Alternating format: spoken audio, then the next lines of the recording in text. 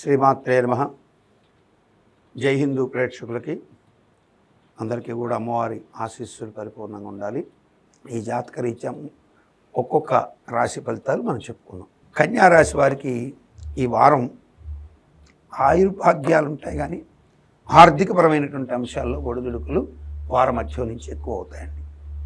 ఎందుకంటే గురువు ఇక్కడికి మారుతాడు ఏప్రిల్ ఆఖరికి. గురువు వృషభంలోకి ప్రవేశించే ముందు కన్యారాశికి కొన్ని ఇబ్బందులు అయితే ఖచ్చితంగా ఉంటాయి. ఎటువంటి ఇబ్బందులు ఉంటాయి?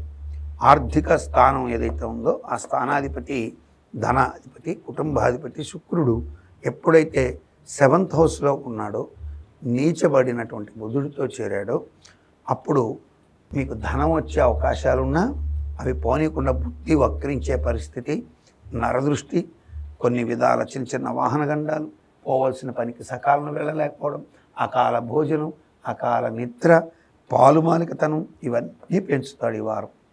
మీరు ఇంటెలిజెంట్గా ఉదయాన్నే లేచి 5 గంటలకు పని ఉన్నా లేకపోయినా చక్కగా లేచి స్నానం చేసి ఈరోజు షెడ్యూల్ ఏంటని వేసుకొని ప్రయాణం కనుక ప్లాన్ చేసుకుంటే ఇవి ఖచ్చితంగా ఓవర్కమ్ చేసే అవకాశాలు 100% ఉంటాయి.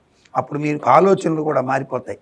సో ఇవాళ మనం ఓకే ట్రైల్ వేద్దాం, ఎటు టైం బాగాలేదు ఉంటే పోయేద్దాం, అలా ఏం జరుగుతుందో చూద్దాం అంటే మీలో తెలియకుండా పేషెన్స్ లెవెల్స్ పెరుగుతాయి.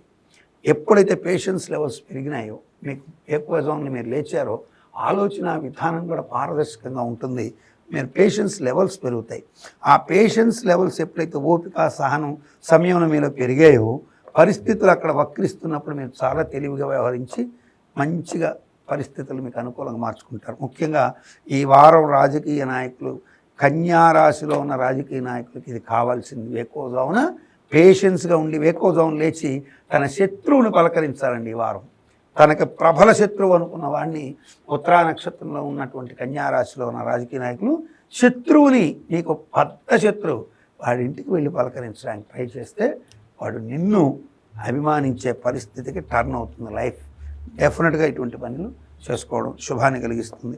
ఆర్థిక వ్యవహారాదుల్లో కొంత చిన్న చిన్న మందకొండితనం ఉన్నప్పటికీ కూడా ధనం కొంత సమకూరుతుంది.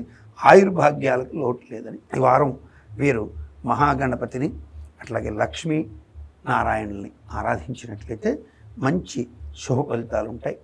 మహాగణపతిని గరిక అలాగే మోదకాలతో పూజ చేయడం, గరికని స్వామికి సమర్పించి మోదకాలతో స్వామికి పూజ చేయించి నైవేద్యం పెట్టడం, అట్లాగే లక్ష్మీ అమ్మవారికి పాలన్నం, కమలాలు, తామర పువ్వు ఎత్తుకెళ్ళి లక్ష్మీదేవికి సమర్పించడం, మహావిష్ణువుకి తులసి మాల సమర్పించడం, ఇవన్నీ చిన్న చిన్న పనులే.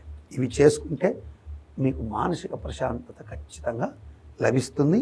ఆర్థిక విషయాల్లో కూడా మంచి మార్గం సుగమవుతుంది. కన్యా రాశి వారికి ఇందులో ఉన్న శుభాలే మీకు కలగాలని మనస్ఫూర్తిగా సర్వేశ్వరుని వేడుకుంటూ నమస్కారం.